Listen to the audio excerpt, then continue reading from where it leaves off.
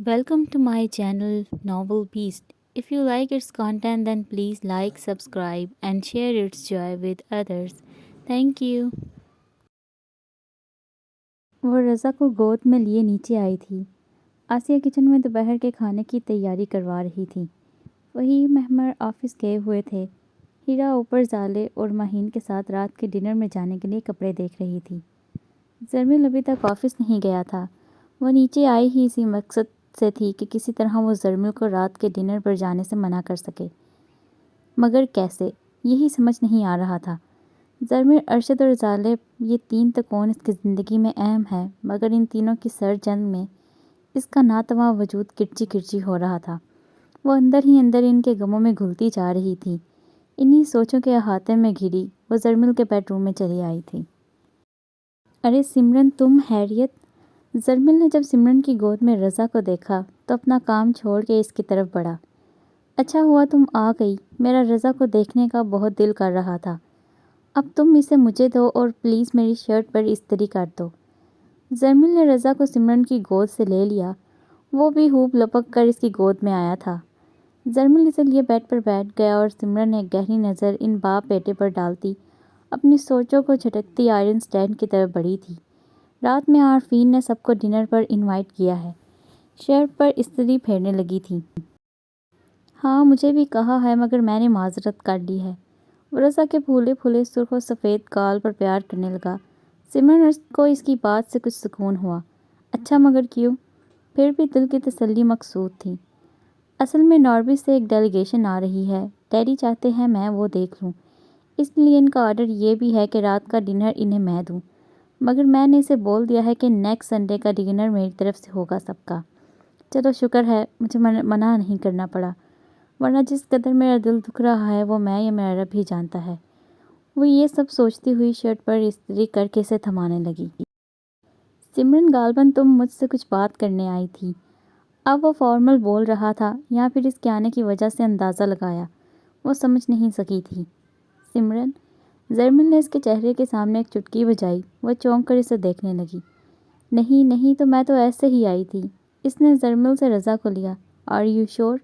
Yes. वो निगाहें चुरा गई। ओके, मुझे अब देर हो रही है, निकलना चाहिए। ओके जूनियर, अब इजाज़त है। इसने रज़ा के बाल बिगाड़े तो वो किलकारियाँ भरने लगा। इसके चले जाने के बाद सिमरन ने पूरे घर का जायज़ा लिया, कमरे का जायज़ा लिया, जहाँ बेड साइड टेबल पर इसे जाले की खिलखिलाती हुई तस्वीर नज़र आई, जिसे वह गहरी नज़रों से देखती हुई कमरे से निकलती चली गई। जैसे जैसे शाम के साए गहरे होते जा रहे थे, इसके दिल में भी गहरे साए उतरते जा रहे थे।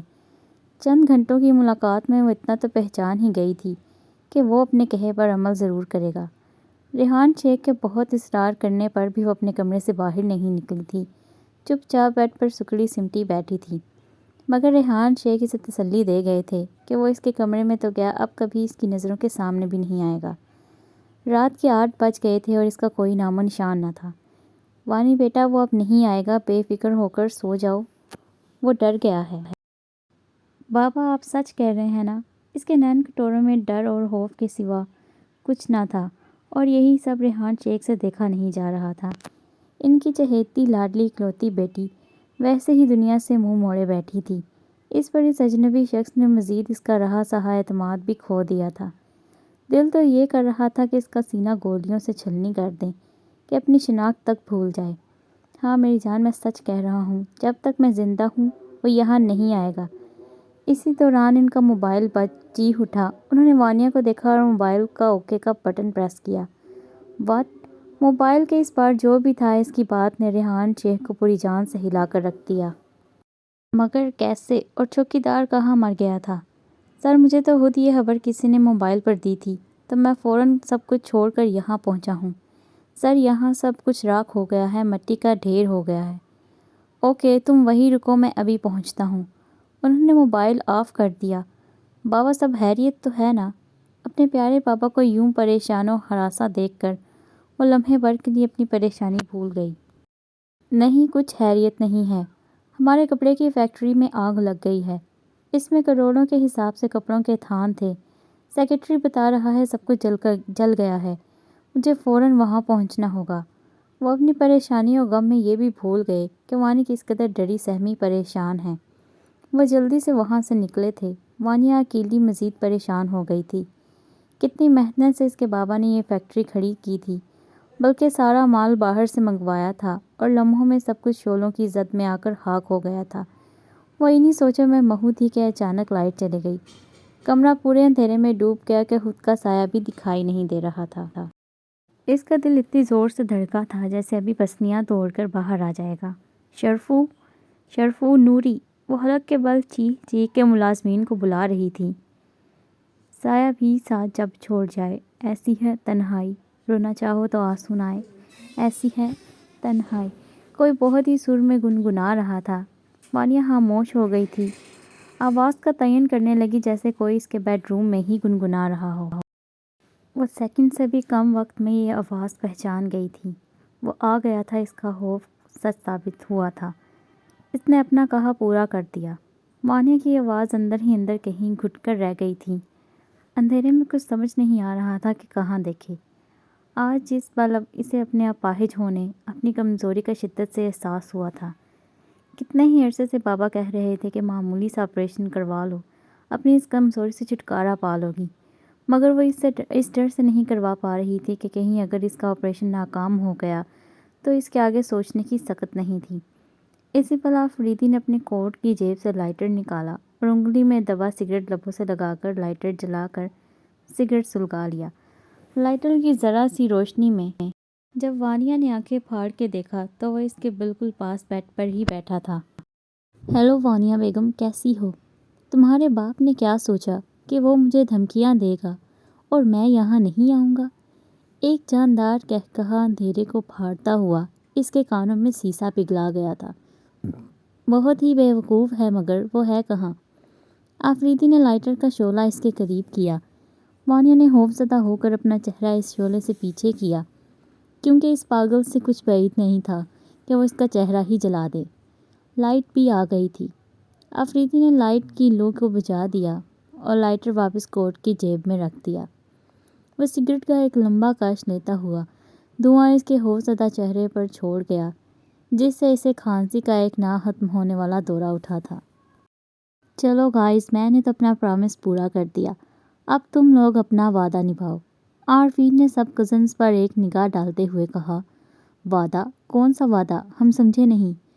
ہیرا نے زالے کو ایک آنکھ دبا کر شرارت سے عارفین کو دیکھا۔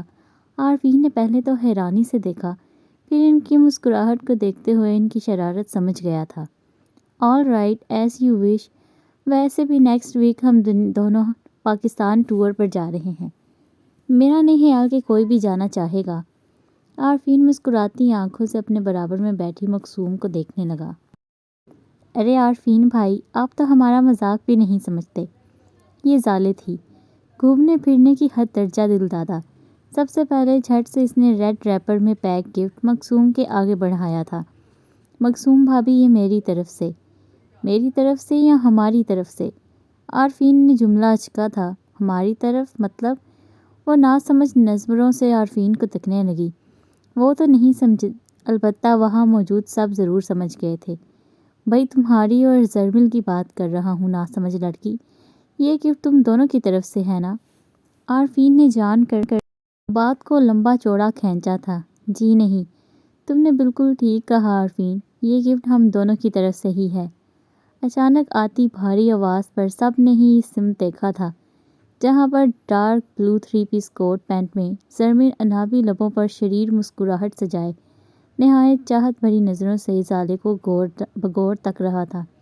ارے زبردست، آؤ زرمل، ایک تمہاری ہی کمی محسوس ہو رہی تھی۔ عارفین خوش دلی سے اسے دیکھنے لگا۔ زرمل نے ایک خالی چیئر پاس والی ٹیبل پر گھسیٹی اور زالے کے بالکل سامنے براجمان ہو گیا۔ اور تم لوگ میری معصوم مسز کو کس لیے اتنا پریشان کر رہے تھے؟ او معصوم، سب کزنز کی کورس میں آواز بلند ہوئی تھی۔ زرمل بھائی، خدا کا خوف کرے، آپ جو کہہ رہے ہیں وہ سراسر غلط ہے۔ یہ ماہین تھی جسے زالے کو معصوم کہا جانا ہضم نہیں ہوا تھا۔ ویسے زرمل، تمہارے پاس کیا پروف ہے کہ یہ بہت معصوم ہے؟ عارفین جان کر اسے چھیڑ رہا تھا۔ اب پروف میں تم لوگوں کو کیوں دوں؟ ہاں اگر زالے کی اجازت ہو تو میں پروف دے سکتا ہوں۔ کیوں زالے؟ سرمئی کانچ میں پیار اور چاہت کے دیپ جلائے وہ زالے کو اپنے فوکس میں لیے ہوئے تھا۔ وہاں موجود بے شک سب اس سچویشن سے لطف اندوز ہو رہے تھے سوائے زالے کے، جس کی نظروں میں سوائے نفرت کے، جلن کے کچھ نہیں تھا، اور دوسرا وہ وجود تھا جو ڈر و خوف بھری نگاہوں سے زرمل کو دیکھ رہی تھی اور صرف یہی سوچ رہی تھی کہ وہ یہاں کیوں ہے۔ اگر ارشد کو پتہ چل گیا تو اس کی خیریت نہیں ہوگی۔ زرمل تم نے تو منع کیا تھا نا؟ سمرن کے دل و دماغ میں امڑتا ڈر و خوف زبان پر آ گیا تھا، جسے نہایت باریکی سے زرمل نے دیکھا تھا، وہ اور وہیں عارفین نے بھی نوٹس لیا تھا، مگر وہ اس کے لب و لہجے میں پنہاں ڈر و خوف کی وجہ جان نہیں پایا تھا۔ ہاں آج جو ڈیلیگیشن آیا انہیں اسی ہوٹل میں ڈنر پر انوائٹ کیا گیا تھا۔ لمحے کے 1000ویں حصے میں وہ سمرن کے خوف کو سمجھ گیا تھا۔ تو تمہارا تو وہاں ہونا زیادہ ضروری ہے نا؟ وہ کسی بھی طرح اس محفل سے زرمل کو نکالنا چاہتی تھی۔ کیا بات ہے سمرن بھابی، آپ اتنا ٹینس کیوں ہو رہی ہیں؟ اگر زرمل نے ہمیں جوائن کر لیا ہے تو کیا ہوا؟ ہاں اگر آپ کو اس کے کھانے کی فکر ہے تو یہ زالے ہے نا؟ زالے اپنی پاکٹ منی سے زرمل کو کھانا کھلائے گی۔ وہ بات کو مذاق کا روپ دینا چاہتا تھا اور سمرن کا نہ سمجھ میں آنے والا ڈر و خوف دور کرنا چاہتا تھا۔ عارفین خاموش رہا کرو، ضروری نہیں ہے کہ ہر بات کو مذاق میں لیا جائے۔ سمرن نے بہت بری طرح اسے ڈپٹا تھا۔ وہاں موجود سب جو زرمل کی آمد پر بہت خوش ہوئے تھے اور مسکرا بھی رہے تھے، اور ارادہ زالے کو چھیڑنے کا بھی تھا، سمرن کی ڈانٹ پر دل محسوس کر رہ گئے تھے، مگر سمرن کے اندر کی چھپی بات کو سمجھ نہیں سکے تھے۔ سمرن کوئی پرابلم ہے کیا؟ زرمل نے خاموشی سے اسے دیکھا تھا، مگر ابھی تک اس کے رویے کی وجہ جان نہیں پایا تھا۔ ہاں پرابلم ہے اور وہ ہو تم، سمرن نے تھوڑا غصے میں جواب دیا تھا۔ سمرن بھابی کیا ہوا ہے آپ کو؟ آپ زرمل بھائی سے اس طرح کیوں بات کر رہی ہیں؟ ہیرا کو کچھ ناگوار گزرا تھا، وہ ہرٹ بھی ہوئی تھی ان کے اس ایٹیٹیوڈ پر۔ جی سمرن بھابی، ہیرا بالکل ٹھیک کہہ رہی ہے، آپ اتنے غصے میں کیوں آ گئی ہیں؟ ماہین سے بھی نہ رہا گیا۔ ارشد جو اپنے بزنس پارٹنرز کے ساتھ اتفاق سے اسی ہوٹل میں ڈنر پر آیا تھا، کی نگاہ بالکل سامنے ہی زرمل پر پڑی۔ آنکھوں میں نفرت کی چنگاریاں بڑھنے لگی تھیں۔ غور کرنے پر دیکھا وہاں زالے بھی موجود تھی۔ پھر تو اور ہی سمرن پر غصہ آیا تھا، مگر زالے کے چہرے پر زرمل کے لیے نفرت اور بیزاریت کے رنگ وہ دیکھ سکتا تھا۔ آپ لوگ چلو، مجھے کچھ کام یاد آ گیا ہے۔ وہ ان لوگوں کو چھوڑتا آگے بڑھا تھا۔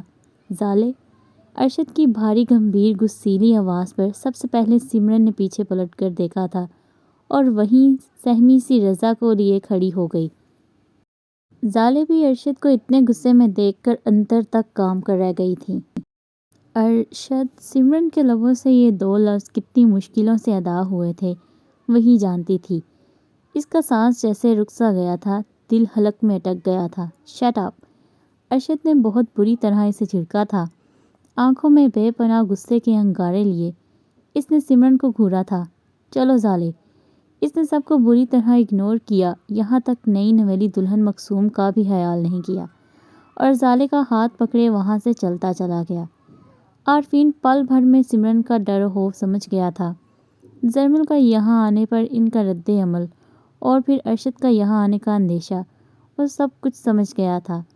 اب شاید انہیں بالکل بلکہ یقیناً وہ سمرن کی بے عزتی کرے گا۔ نہایت دکھ اور غم کے ملے جلے تاثرات سے اس نے سمرن کو دیکھا۔ کتنی غلط بات ہے، ارشد بھائی کو اس طرح نہیں کرنا چاہیے تھا، کم از کم مقصوم بھابی کا ہی خیال کر لیتے۔ ہیرا کو جہاں ارشد کی اس فضول حرکت پر غصہ آ رہا تھا، وہیں پر اپنے عزیز جان بھائی زرمل کو دیکھ کر دل کٹ کر رہ گیا تھا۔ جس طرح ان کے سرمئی کانچ میں ایک روشنی سی پھوٹی تھی، زالے کو دیکھ کر وہیں اب کرب نے درد نے اپنا گھر کر لیا تھا۔ ٹھیک بول رہی ہو ہیرا، واقعی ارشد بھائی تو ہر کام سوچے سمجھے بغیر ہی کرتے ہیں، مقصوم بھابی کیا سوچیں گی؟ ماہین دکھ سے بولی۔ زرمل نے ایک طائرانہ نگاہ سب پر ڈالی اور وہاں سے کھڑا ہوا، خاموشی سے ہوٹل سے نکلتا چلا گیا۔ اگر آسیہ نے اسے اپنی قسم نہ دی ہوتی تو نہ صرف وہ اس وقت ارشد کا دماغ ٹھکانے لگا دیتا بلکہ زالے کو بھی اس طرح جانے نہیں دیتا۔ بہت ضبط کیا تھا اس نے اپنے غصے پر، یہی وجہ تھی کہ وہ بغیر کسی سے کچھ کہے سنے اس منظر سے ہٹتا چلا گیا تھا۔ یہ شام پھر نہیں آئے گی، یہ شام پھر نہیں آئے گی۔ وہ اس نازک پیکر کو اپنی دونوں آہنی مضبوط بازوؤں میں اٹھائے ہولے ہولے زمین پر قدم دھرتا آگے بڑھتا جا رہا تھا، مگر ساتھ ہی گنگنانے کا شغل بھی پورا کر رہا تھا۔ اس کے مضبوط بازوؤں میں سکڑی سمٹی سہمی سی وانیا کی جان خشک ہو گئی تھی۔ ایسا لگ رہا تھا جیسے روح بھی جسم چھوڑ دے گی۔ آنکھوں کو سختی سے میچے، شنگرفی لبوں کو بیچے، اس کا دل بری طرح دھک دھک کر رہا تھا، مگر ان سب سے آفریدی کو کیا لینا دینا تھا؟ اس نے تو اپنا کہا سچ کیا تھا، اس نے ثابت کر دیا تھا کہ وہ جو بولتا ہے پورا بھی کرتا ہے۔ آفریدی سے ڈائننگ ٹیبل کے پاس لے آیا، وہاں ایک خالی چیئر پر نہایت آہستگی سے بٹھا دیا۔ اسی پل ہر شے روشن ہو گئی تھی، لائٹ آ گئی تھی، مگر خوف و ہراس میں گھری وانیا ابھی تک اپنے نین کٹورے سختی سے میچے ہوئے تھی۔ آفریدی نے بغور اس کے چہرے کو تکا تھا۔ سنہری کندنی رنگ، کھڑی ستون آنکھ، شنگرفی گلابی ہونٹ، چھوٹی سی ٹھوڑی کے نیچے سراخی دار گردن، جس پر ایک کالے رنگ کا تل تھا۔ جانے کیوں آفریدی کی نگاہ اس کے چہرے پر ٹک گئی تھی اور بار بار اس کے چہرے سے نگاہ پھسلتی اس کی سراخی دار گردن پر موجود تل پر ہی اٹک گئی تھی۔ اس کا ہاتھ اٹھا اور کی گردن پر جا کر ٹھہر گیا۔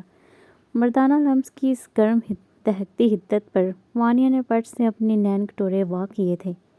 آفریدی نے اس کے نین کٹوروں میں جھانکا جہاں ایک جہاں کا سمندر موجزن تھا۔ اپنی عزت اور آبرو کھو دینے کا ڈر اور خوف ہی کولے رہ رہا تھا، مگر اس کی سوچوں کے برعکس آفریدی کی سوچوں کا دائرہ لامحدود تھا۔ اس نے جو اس کی سراخی دار گردن پر موجود تل پر ہاتھ پھیرنا چاہا تھا، اس کی آنکھیں کھلنے پر اس کی انگلی کی گرفت میں مضبوطی آ گئی، تو وانیا خود کو چھڑوانے کے لیے دونوں ہاتھوں سے اس کا مضبوط آہنی ہاتھ پوری طاقت سے ہٹا رہی تھی، مگر ناکام رہی۔ بس ایسا لگ رہا تھا جیسے اب جان نکلنے کو ہے۔ اس کی ہر مذمت بیکار ثابت ہوئی۔ جانے آفریدی پر کون سا جنون سوار تھا، مگر پھر شاید اس کو رحم آ گیا تھا، جو ایک جھٹکے سے اپنا ہاتھ اس کی گردن سے ہٹایا اور بغور اسے دیکھنے لگا۔ وہ بری طرح لمبے لمبے سانس لیتی کھانس رہی تھی، سینے پر ہاتھ رکھے اپنی روانی سے چلتی دھڑکنوں پر قابو پانے کی صحیح کر رہی تھی۔ بس اتنی ہی ہمت تھی۔ طنز میں بولتا وہ نہایت اطمینان اور سکون سے بیٹھا اسے ہی دیکھ رہا تھا، جیسے یہ سب کر کے اسے بہت مزہ آ رہا ہو۔ وانیا کے دل کو شدت سے اس سے نفرت ہوئی تھی۔ اگر مارنا ہی چاہتے ہو تو ایک ہی بار جان سے مار دو، اس طرح کی حرکتیں کر کے کیا ثابت کرنا چاہتے ہو؟ اتنی مشکل سے وہ یہ سب آنسوؤں کے درمیان بول پائی تھی، مگر آفریدی وہ تو جیسے بالکل بے حس و بے رحم ہو گیا تھا۔ اس کی غیر ہوتی حالت کو بغور دیکھتے ہوئے اس نے ایک جاندار قہقہا لگایا تھا۔ ایک ہی بار نہیں، اتنی آسانی سے تمہاری جان نہیں لوں گا، اتنی آسان موت تمہارا مقدر نہیں ہے وانیا بیگم۔ تنکا تنکا کر کے ماروں گا تمہیں، اور اتنی اذیت دوں گا کہ تمہارے خاندان کی روح تک بلبلا اٹھے گی۔ اس کی آنکھوں میں آنکھیں ڈالے نہایت صفاقی سے اس نے دیکھا تھا۔ چند لمحے کے لیے تو وہ اندر تک کام کر رہ گئی، پورے جسم میں ایک کپکپی سی دوڑ گئی۔ اس کی بے رحمانہ باتیں سن کر اس کا نازک سا دل سکڑ کر سمٹا تھا۔ کیا ہوا؟ ایسے کیا دیکھ رہی ہو؟ آفریدی نے اس کی بھیگی پلکوں پر شہادت کی انگلی پھیری تھی۔ ابھی تو یہ شروعات ہے، بہت کچھ سننا اور سہنا باقی ہے۔ آخر میرا قصور کیا ہے؟ بھیگے لب و لہجے میں بولتی وہ اس کے دل کے ایک کونے میں تسکین پہنچا گئی تھی۔ ایک عجیب سی ٹھنڈک رگوں پہ میں اترتی محسوس ہوئی تھی۔ یہی قصور کیا کم ہے کہ تم ریحان شیخ کی بیٹی ہو، مگر تمہیں میرے پاپا سے کیا پرابلم ہے؟ یہ تو تم اپنے باپ سے ہی پوچھنا کہ مجھے اس سے کیا پرابلم ہے، مگر خیر یہ باتیں تو چلتی ہی رہیں گی۔ میں تو یہاں ڈنر پر انوائٹڈ ہوں، اب چاہے زبردستی ہی صحیح، اور مجھے اس بات کا بھی از حد یقین ہے کہ تم نے آج ڈنر پر میرے لیے کچھ بنوا کر رکھا نہیں ہوگا، اس لیے میں ہوٹل سے ریڈی میڈ کھانا لایا ہوں جو کہ تم میرے ساتھ کرنا ہے۔ نہیں، مجھے تمہارے ساتھ کوئی ڈنر نہیں کرنا، نہ ہی مجھے بھوک ہے۔ ویسے تو مجھے کوئی شوق نہیں اور نہ ہی کوئی ارمان ہے کہ تمہیں اپنے ہاتھ سے کھلاؤں، اور میرا خیال ہے کہ تمہیں بھی یہ زبردستی پسند نہیں آئے گی۔ اس نے ایک شیشے کی پلیٹ اس کے آگے رکھی، اس میں تھوڑا سا سالن ڈالا اور خود اپنے لیے بھی الگ پلیٹ میں سالن نکالا تھا۔ بغیر کسی چوں چرا کے کھانا شروع کرو، مجھے اب بولنا نہیں پڑے۔ اور اگر تم اپنے باپ کا سوچ رہی ہو تو بے فکر رہو، وہ ابھی نہیں آئیں گے۔ بس اتنا بول کر اس نے روٹی کا ایک لقمہ توڑا اور خاموشی سے کھانے لگا۔ کیا مطلب ہے تمہارا؟ کہاں ہے میرے پاپا؟ اس کی بات پر وہ نہایت چونک کر اسے دیکھنے لگی، مگر جیسے وہ تو اس کا سوال سن کر انسنا کر گیا تھا۔ وانیہ کا غصہ بچا تھا۔ میں پوچھ رہی ہوں کہ میرے پاپا کہاں ہیں؟ کیا کیا ہے تم نے ان کے ساتھ؟ وہ تھوڑا چیخ کر بولی تھی اور یہی بات آفریدی کو ناگوار گزری تھی۔ اس کا رمتے عمر خود اس کے لیے جائز تھا۔ ایک زوردار جھانپڑ اس کے رخسار پر انگلیوں کے نشان ثبت کر گیا تھا۔ کہا تھا نا کہ بغیر چون چڑھا کے کھانا کھاؤ اور مجھے کھانے دو۔ مجھے زہر لگتی ہیں وہ عورتیں جو بلا وجہ کی بحث کرتی ہیں، اور خاص کر کھانا کھانے کے دوران مجھے سخت ناپسند ہے کہ کوئی مجھ سے بات بھی کرے۔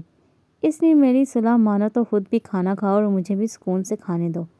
ایک سخت نگاہ اس پر ڈالتا وہ پھر سے کھانے میں مگن ہو گیا تھا، اور وہ بیچاری اپنے سر کال پر ہاتھ رکھے اسے دیکھتی ہی دیکھتی رہ گئی۔ اسے جیسے کوئی پرواہ ہی نہیں تھی، اس طرح وہ کھانے میں مصروف ہو گیا۔ ریحان شیخ اپنے سیکرٹری کے ساتھ اپنے کپڑے کی فیکٹری کو راکھ ہوتا دیکھ رہے تھے۔ غم اور غصے کی شدت سے انہیں کچھ سمجھ نہیں آ رہا تھا کہ کیا کرے۔ آس پاس ڈھیروں لوگ کھڑے تھے، فائر بریگیڈ اپنا کام کر رہے تھے۔ ایک فون کال پر وہ فوراً آئے تھے، مگر جب تک وہ یہاں پہنچے تھے تب تک دہکتے چولوں نے ہر شے کو اپنی لپیٹ میں لے لیا تھا۔ آگ اس قدر دہک رہی تھی جیسے آسمان کو چھو رہی ہو۔ دور دور تک اس کے انگارے گر رہے تھے۔ کیسے ہوا یہ سب؟ کیسے لگی یہ آگ؟ غم و غصے میں تو ان سے صحیح طرح الفاظ بھی نہیں نکل رہے تھے۔ سر کہا تو یہی جا رہا ہے کہ کسی مزدور نے سگریٹ بغیر بجھائے پھینک دی، جس کی وجہ سے آگ لگی ہے، اور پھر بڑھتی ہی چلی گئی۔ انہوں نے خاموشی اختیار کر لی، جیسے بولنے کے لیے کچھ ہو ہی نہ، صرف چپ چاپ اپنی محنت اور جد و جہد سے کھڑی اس فیکٹری کو دیکھ رہے تھے جو اب راکھ کا ڈھیر ہو رہی تھی کہ اچانک ہی ذہن میں ایک دھماکہ سا ہوا تھا۔ وانی، او مائی گاڈ، یہ مجھ سے کیا ہو گیا؟ وہ پریشان ہو اٹھے۔